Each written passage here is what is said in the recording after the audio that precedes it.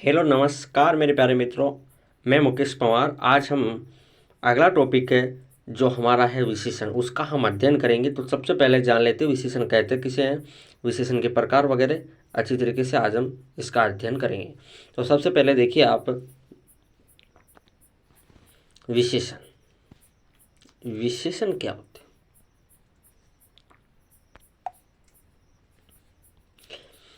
वे शब्द जो किसी संज्ञा या सर्वनाम शब्द की विशेषता बतलाते हैं। कहने का मतलब संज्ञा शब्द की या सर्वनाम शब्द की विशेषता बताने वाले शब्दों को ही हम क्या कहते हैं? विशेषण। उन्हें विशेषण कहते हैं। जैसे नीला आकाश, छोटी लड़की, दुबला आदमी, कुछ पुस्तकें। अब ध्यान से सुनिए, आकाश संज्ञा है। कौन सी संज्ञा है? आकाश। तो आकाश में हो जाएगा आपके एक ही है आकाश, तो इसलिए इसमें व्यक्तिवाचक हो जाएगा। एक ही है ना आकाश, व्यक्तिवाचक। लड़की, अब लड़की कौन सी लड़की? लड़की का नाम नहीं दिया है, क्यों लड़की दिया है? तो लड़की एक वर्ग का, समुदाय का, समूह का बोध करवाती है, इसलिए लड़की जातिवाचक में चली जाएगी। जातिवाचक संज्ञा कौन सी संज्ञा हो जाएगी? जातिवाचक। आदमी है, आदमी का नाम नहीं दिया, कौन सा आदमी? मतलब इसमें ये भी वर्ग का बोध करवाने वाला शब्द है। वर्ग का, समूह का, जाति, समुदाय कह सकते हैं। तो आकाश, लड़की, आदमी, तीनों संज्ञा शब्द है। जैसे पुस्तक, यानी पुस्तकें दे दिया, तो पुस्तकें हैं। कौन सी पुस्तकों का कुछ नाम नहीं दिया है, इसलिए इसको भी हम किस में रखेंगे? वर्ग में। एक समुदाय, समूह है, जाति का बोध करवाने वाला शब्द है। तो अब इसमें हुआ क्या है कि जैसे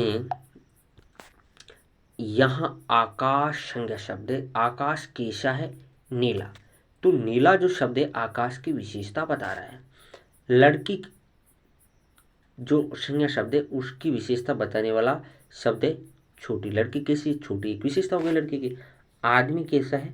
आदमी संज्ञा शब्द है और संज्ञा शब्द की विशेषता बताने वाला शब्द विशेषण कहलाता है, और विशेषण शब्द हो गया दुबला। आदमी, आदमी कैसा है? दुबला। पुस्तकें, अब देखो पुस्तकें हैं, ये संज्ञा शब्द है। कुछ पुस्तकें, कुछ पुस्तकें हैं, तो ये विशेषण शब्द हो गया कुछ। अब हम आगे जानेंगे।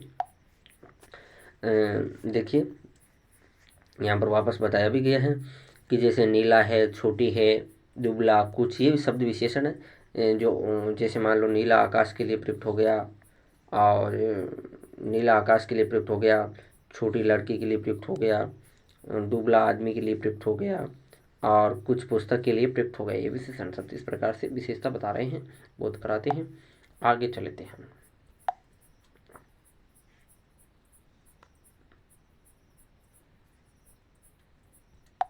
देखिए, विशेषता बतलाने वाले शब्द को विशेषण कहते हैं। वही वह विशेषण पद जिस संज्ञा या सर्वनाम शब्द की विशेषता बतलाता है उसे हम विशेष्य कहते हैं। बहुत गजब चीज़ है। अब देखो विशेष्य क्या होता है कि भाई जो संज्ञा शब्द होता है, जो भी संज्ञा शब्द होता है या सर्वनाम शब्द होता है जिसकी विशेषण विशेषता बताता है उसको हम क्या कहेंगे? संज्ञा या सर्वनाम शब्द को हम क्या कहेंगे? विशेष्य। और इन दोनों की विशेषता बताने वाले शब्द को हम क्या कहेंगे?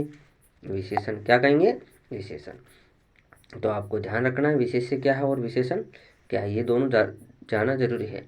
उक्त उदाहरणों में आकाश है, लड़की, आदमी और पुस्तकें हैं, वो विशेष्य शब्द थे। अब हम आगे जानते हैं कि इसके कितने प्रकार होते हैं। तो देखिए, इसके मुख्यतः कितने प्रकार होते हैं? मुख्यतः 5 प्रकार होते हैं। कितने प्रकार होते हैं? 5। तो सबसे पहले गुणवाचक विशेषण। वे शब्द जो किसी संज्ञा या सर्वनाम के गुण का, दोष का, रूप का, रंग का, आकार का, स्वभाव का, दशा का बोध कराते हैं उन्हें गुणवाचक विशेषण कहते हैं। जैसे काला है, काला एक रंग है। क्या है? रंग है। और पुराना, नया, पुराना, तो ये हम नया पुराना ये किसके लिए प्रयुक्त कर सकते हैं? ये हो सकता है आपके रूप के लिए, रूप सुंदर भी हो सकता है का। और देखिए भला, भला मतलब उसके भला, अच्छा, बुरा ये गुण है। छोटा आकार है। मीठा, मिठास आम का गुण है जैसे, उसी प्रकार से मीठा गुण बता दिया। देसी, देसी एक ये भी देसी शब्द है, ये करवा रहा बोध आपके गुण का। और पापी, पापी आपका स्वभाव कैसा है, धार्मिक है, पापी है। और धार्मिक, अब देखिए मैं और भी बता देता हूँ। जैसे गुण के अंदर अच्छाई बुराई, दोष के अंदर जैसे गुण अच्छाई का गुण हो गया, बुराई का दोष हो गया। रूप जैसे सुंदर है, ठीक है, रंग काला, और आकार के अंदर मोटा पतला, स्वभाव के अंदर जैसे हंसमुख छिछला, दशा के अंदर अमीरी गरीबी, जिस प्रकार से हम संज्ञा में भी इनको पढ़ते हैं। और देखिए आगे उन्हें गुणवाचक विशेषण कहते हैं, ठीक है। अब आगे हम पढ़ेंगे संज्ञावाचक विशेषण। वे विशेषण जो किसी संज्ञा या सर्वनाम की निश्चित और अनिश्चित संख्या के क्रम या गणना का बोध कराते हैं, उन्हें संख्यावाची विशेषण कहते हैं। ये दो प्रकार के होते हैं। एक जो निश्चित संख्या का बोध कराते हैं, दूसरे जो अनिश्चित संख्या का बोध कराते हैं। दो प्रकार हो गए, जो निश्चित का कराते हैं वो निश्चितवाचक, और जो अनिश्चित का कराते हैं वो अनिश्चितवाचक संख्यावाची विशेषण। चलो अब हम इनका भी अध्ययन कर लेते हैं। देखिए निश्चित संख्यावाची गणना, जैसे हम गिनते 1 2 3, ये गणनावाची निश्चित संख्या है। क्रम जैसे पहला दूसरा तीसरा, ये क्रम चल रहा है। और आवर्ती जैसे 2 गुना 4 गुना 8 गुना 16 गुना 32 गुना 64 गुना, इस प्रकार से चलता रहेगा। मतलब क्रम, इसको आवर्ती सूचक बोलते, डबल होता जाएगा। और समुदाय के अंदर दोनों तरफ, तीनों तरफ, चारों तरफ, मतलब एक समुदाय का बोध करवाते हैं। और अनिश्चय में क्या पढ़ेंगे, देखो अनिश्चय में क्या होता है, कहीं, कुछ, सब, बहुत, थोड़े। अब मैं कहता हूँ मेरे पास, जैसे मान लीजिए हमने निश्चित में पढ़ा था, निश्चित में मेरे पास हम गिन सकते हैं, जिसको मेरे पास एक सेब है, क्या है, एक सेब है। मेरे पास 2 कल पेन है, और मेरे पास 3 लड्डू है। तो मतलब लड्डू है, तो इनसे पता चलता है कि जैसे सेब है संज्ञा है, पेन भी संज्ञा शब्द है, लड्डू भी संज्ञा शब्द है। तो इनके पहले लगा बता दिया कि भाई 1 2 3, तो इनसे पता चलता है कि ये विशेषता बता रही किसकी, संज्ञाओं की। तो संज्ञाओं की जो संज्ञा और सर्वनाम की विशेषता बताते हैं, उन शब्दों को हम वैसे विशेषण कहते हैं।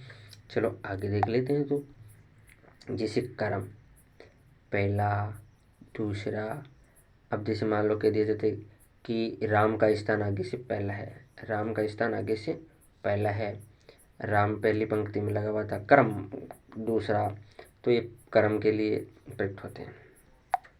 आवर्ती 2 गुना 4 गुना, और इस प्रकार से समुदाय में दोनों, तीनों और चारों, ये प्रयुक्त हो जाएंगे। और अनिश्चयवाचक में जैसे मेरे पास कहीं आम है, कहीं आम है क्योंकि निश्चित नहीं है आम कितने, कहीं गिने नहीं है, गिने नहीं जा सकते। मेरे पास कुछ केले हैं या कुछ पैसे हैं। सब व्यक्ति चले गए, जैसे हम वाक्य में प्रयोग करते हैं कि सब व्यक्ति चले गए। और उसके पास बहुत धन था, धन है वो, बताइए आपको धन का कोई, धन है वो जातिवाचक में जाएगा। जैसे थोड़े शब्द है, मुझे थोड़े पैसे चाहिए, मुझे थोड़े रुपए चाहिए, मुझे थोड़ा भोजन चाहिए, थोड़े, ठीक है ना, इस प्रकार से अनिश्चयवाचक में आ जाते हैं। चलो आगे पढ़ लेते हैं। आगे देखो, इसमें क्या है कि परिमाणवाचक विशेषण, वे विशेषण जो किसी पदार्थ की निश्चित या अनिश्चित मात्रा का, परिमाण का, नाप का या तोल आदि का बोध कराते हैं। ये कौन सा है, परिमाणवाचक है। सॉरी मैंने कोई परिणाम बोल दिया होगा गलती से, ये परिमाणवाचक विशेषण है। तो इसमें क्या होता है कि किसी वस्तु की या किसी पदार्थ की निश्चित और अनिश्चित मात्रा है, परिमाण है, नाप है, तोल आदि का ज्ञान होता है या बोध कराते हैं। तो परिमाणवाचक विशेषण, उसे हम परिमाणवाचक विशेषण कह सकते हैं। इसके दो भेद होते हैं। कितने भेद होते हैं? दो। पहला है निश्चित परिमाणवाचक, दूसरा है अनिश्चित वाचक। जैसे मान लीजिए कि कपड़ा है, मैं कहता हूँ कि 2 मीटर कपड़ा, 5 किलो शक्कर, 7 लीटर दूध। जैसे कपड़ा है, कपड़ा को हम माप सकते हैं, क्या कर सकते हैं? माप सकते हैं। 5 किलो शक्कर, क्या कर लिया? 5 किलो शक्कर, तो ये मात्रात्मक है। 7 लीटर दूध, चीनी को जैसे हम तोल सकते हैं, शक्कर को हम तोल सकते हैं, इस प्रकार 7 लीटर दूध है, ये मात्रा है। दूध की क्या है? मात्रा है। तो इस प्रकार से ये जो है 2 मीटर कपड़ा है, 5 किलो शक्कर है, 7 लीटर दूध है, क्या है? 7 लीटर दूध है। तो ये सभी निश्चित परिमाण का बोध करवाते हैं। अब आता है कि अनिश्चित परिमाण का बोध कराने वाले अनिश्चित परिमाणवाचक शब्द कहलाते हैं। जैसे थोड़ा, बहुत, कम, ज़्यादा, जरा, जरा सा या अधिक शब्द। अब जैसे मैं कहता हूँ मेरे पास थोड़ा कपड़ा है, मुझे बहुत शक्कर चाहिए, कम घी से काम चल जाएगा,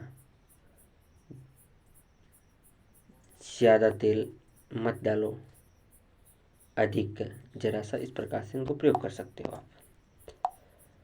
अब देखिए आगे, संकेतवाचक विशेषण। वे सर्वनाम शब्द जो विशेषण के रूप में किसी संज्ञा या सर्वनाम की विशेषता बताते हैं, उन्हें हम संकेतवाचक विशेषण भी कहते हैं और सार्वनामिक विशेषण भी कहते हैं। इस गेंद को मत फेंको, उस पुस्तक को पढ़ो, वह कौन गा रही है, वाक्यों में इस, उस, वह आदि संकेतवाचक है। अब मैं आपको एक बार ध्यान से वापस बता रहा हूँ, ध्यान से सुन लेना।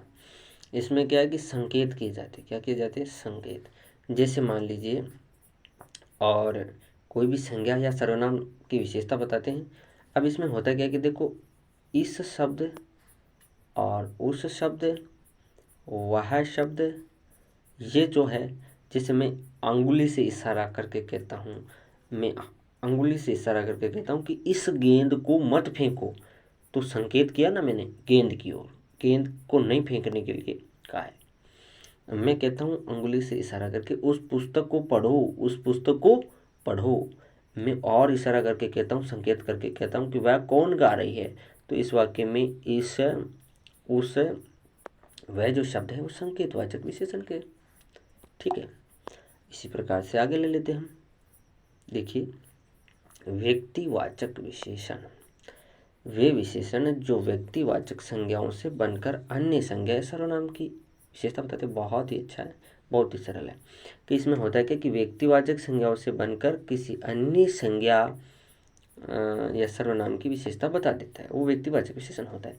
जैसे मैं कहता हूँ कि जूती, साड़ी, सेब, भुजिया। अब सुनो कि ये अन्य संज्ञा है, व्यक्तिवाचक के नहीं उदाहरण। ज्योति जाति में चला जाता है, क्योंकि ज्योति की कोई मतलब दिया नहीं, कोई पहचान नहीं की थी। साड़ी, कौन सी साड़ी, और ये भी जाति में ही चला जाएगा, जातिवाचक के उदाहरण हो जाएंगे ये। सेम भी जातिवाचक का उदाहरण हो जाएगा, और भुजिया भी जातिवाचक का उदाहरण हो जाएगा। ये सभी जातिवाचक संज्ञा के उदाहरण हैं। लेकिन इनके पहले जो विशेषण लगेंगे वह किस संज्ञा से बनेंगे? व्यक्तिवाचक से बनेंगे। जैसे ज्योति कौन सी है? जोधपुर। तो अब हम देखिए एक बार, ज्योति जोधपुरी, ये कहाँ की है? जोधपुर की। तो अब देखो, जोधपुर है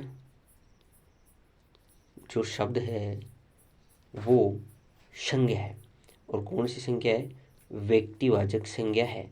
इसके पीछे हम ए लगाएंगे तो ये विशेषण शब्द हो गया, जोधपुरी हो गया। ये जोधपुरी विशेषण शब्द हो गया। और कौन सी संज्ञा से निर्मित है? ये व्यक्तिवाचक से। इसी प्रकार से हम लेते हैं कि बनारस, क्या लिया, बनारस, बनारस प्लस ई, बनारसी क्या हो गया, बनारस। साड़ी कहाँ की है, बनारस की। अब इसी प्रकार से हम लेते हैं कि सेब, जैसे हमने लिया कि सेब, क्या लिया, सेब है, वो सेब कहाँ का है, कश्मीर का। कहाँ का है, कश्मीर का सेब है, तो कश्मीर प्लस ई से क्या बन गया, कश्मीरी बन गया। अब भुजिए लेते हैं, भुजिए कहाँ के हैं, बीकानेर के। तो बीकानेर एक स्थान है, और स्थानवाचक में आपको पता ही है क्या होता है, एक किसी स्थान विशेष का नाम आ जाता है तो वो व्यक्तिवाचक संज्ञा का उदाहरण होता है। इसलिए बीकानेर प्लस ई से क्या बन गया, बीकानेरी। और बीकानेरी ई प्रत्यय लगते ही क्या हो गया, ई प्रत्यय लगते ही ये बीकानेरी जो शब्द है वो एक विशेषण शब्द हो गया।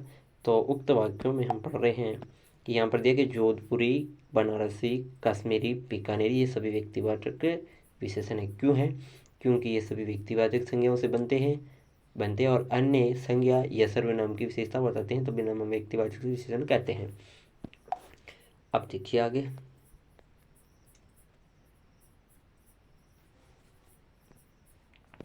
जैसे कतिपय विशेष दिया है कि कतिपय विद्वान एक और विभाग वाचक विशेषण का उल्लेख करते हैं, जैसे प्रत्येक हार। अब हम पढ़ेंगे विशेषण की अवस्थाएं। विशेषण की तुलनात्मक स्थिति को अवस्था कहते हैं। विशेषणों की जब तुलना की जाती है उस तुलनात्मक अवस्था को क्या कहते हैं हम, विशेषण। अवस्था तीन प्रकार की होती है। अवस्था कितने प्रकार की होती है, विशेषण अवस्था तीन प्रकार। एक तो मूलावस्था, जिसमें किसी संज्ञा सर्वनाम की सामान्य स्थिति होती है, सामान्य स्थिति का बहुत उकराता है उसे मूलावस्था कहते हैं। जैसे रहीम अच्छा लड़का है, तो ये अच्छा ही बताया रहीम को, और कोई ज़्यादा बढ़ चढ़ कर नहीं बताया इसमें।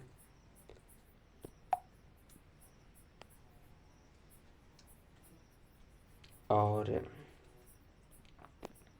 आगे देखिए, मतलब उत्तरावस्था दो संज्ञा सर्वनाम की तुलना की जाती है, दो संज्ञा सर्वनाम की तुलना की जाती है। जैसे अशोक रहीम से अच्छा है, तो एक अशोक दूसरी संज्ञा, एक संज्ञा शब्द अशोक दूसरा संज्ञा शब्द रहीम, तो इन दोनों में मतलब तुलना की जाती है। तो अशोक रहीम से अच्छा है, अशोक को रहीम से अच्छा बताया गया, तुलना की गई है, तो एक को क्या बताया, अच्छा है तुलना में। या प्रशांत अभिषेक से श्रेष्ठतर है, यहाँ पर श्रेष्ठतर या से अच्छा शब्द लग जाते हैं तो समझ लेना वो किस में चले जाएंगे। प्रशांत से, प्रशांत अभिषेक से श्रेष्ठतर है, प्रशांत को अभिषेक से श्रेष्ठ बताया गया, श्रेष्ठतर है ना। तो ये आपको ध्यान रखना है।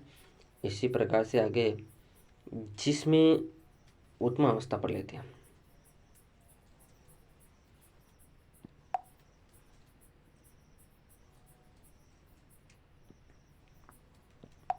उत्तम अवस्था जिसमें दो से अधिक संज्ञा सर्वनाम की तुलना करके, कि दो से अधिक संज्ञा या सर्वनामों की तुलना करेंगे, एक को सबसे अच्छा या बुरा बताया जाता है, तो उसमें उत्तम उत्तम बताया जाता है।